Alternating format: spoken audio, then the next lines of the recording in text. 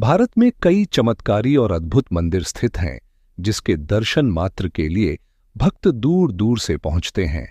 इसी प्रकार आंध्र प्रदेश के चित्तूर जिले में स्थित तिरुपति बालाजी मंदिर भी है, जिसमें श्री वेंकटेश्वर अपनी पत्नी पद्मावती के साथ निवास करते हैं।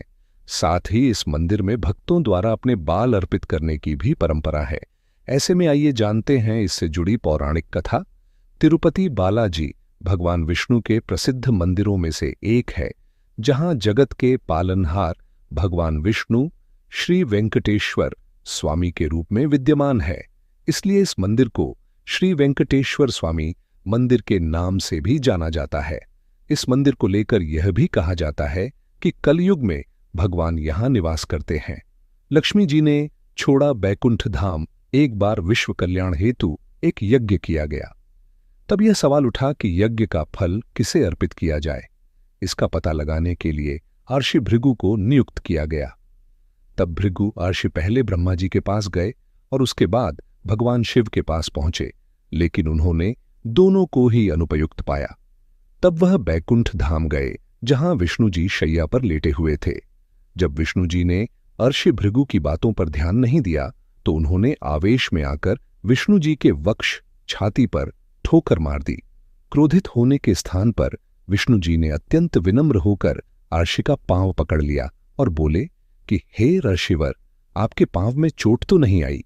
यह सुनकर भृगु अर्षि प्रसन्न हुए और उन्होंने यज्ञ फल का उपयुक्त पात्र विष्णु जी को घोषित किया। श्रीनिवास और पद्मावती का हुआ विवाह, लेकिन इस घटना को लक्ष्मी जी ने भगवान विष्णु का अपमान समझा और परिणाम स्वरूप वह बैकुंठ धाम छोड़कर पृथ्वी पर आ गईं। विष्णु जी ने उन्हें बहुत ढूंढा, किंतु वे नहीं मिली। अंततः विष्णु जी ने माता लक्ष्मी को ढूंढने के लिए पृथ्वी पर श्रीनिवास के नाम से जन्म लिया। विष्णु जी सहायता के लिए भगवान शिव और ब्रह्मा जी ने भी गाय और बछड़े का रूप लिया और लक्ष्मी जी को ढूंढने लगे। लक्ष्मी ने भी पद्मावती के रूप में जन्म लिया। संयोग से घटना चक्र ऐसा घूमा कि श्रीनिवास के रूप में विष्णु जी और पद्मावती के रूप में लक्ष्मी जी का विवाह हो गया। इसलिए छढ़ाए जाते हैं बाल कथा के अनुसार विष्णु जी ने कुबेर से धन उधार लिया था और यह कहा था कि कलयुग के समापन तक वह ब्याज समेत कर्ज चुका देंगे। तभी से यह मान्यता चली आ रही है कि जो भी भक्त तिरुपति बालाजी मंदिर में कुछ चढ़ाता है, तो वह भगवान विष्णु के ऊपर कुबेर के आरण को चुकाने में सहायता भी करता है। इसलिए भक्तों का बाल दान करना भी भगवान विष्णु का ऋण चुकाने में सहायता माना जाता है, और ऐसा करने वाले भक्तों को भगवान कभी खाली हाथ नहीं भेजते।